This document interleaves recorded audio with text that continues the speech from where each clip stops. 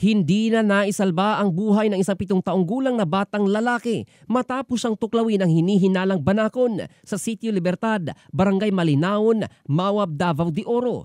Ayon kay Ruel Helicame, pinuno ng Mawab Disaster Risk Reduction and Management Office, kasama ng bata ang kanyang ina sa kanilang sakahan nang maganap ang insidente. Pumunta umano sa damuhang bahagi ang bata at doon kinagat ng maraming beses ng pinaniniwalaang banakon o king cobra. Nagulat na lamang umano ang ina nang tumakbo palapit ang anak habang sumisigaw na may malaking banakon na paulit-ulit na kumagat sa kanya. Bago tuluyang nawala ng malay, nagbabala pa umano ang bata sa kanyang ina na huwag dumaan sa bahaging iyon ng kanilang sakahan dahil nandoon pa ang ahas. Agad namang rumesponde ang Quick Response Team ng MDRRM Mawab at dinala sa pinakamalapit na ospital ang bata. Ngunit hindi na ito umabot ng buhay dahil sa dami ng kagat mula sa naturang banakon at tindi ng kamandag.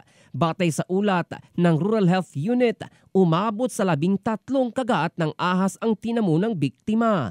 Dahil sa insidente, nagpaalala ang MDRRMO sa mga residente lalo na sa mga nakatira sa liblib na lugar na maging maingat at alerto laban sa mga mapanganib na hayop gaya ng mga ahas.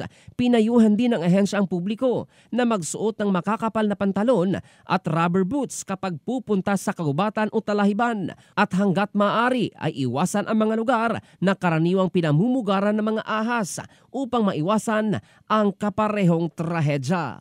In the heart of changing lives, ito si Jofel Candado ng Brigada News Philippines, the Music and News Authority.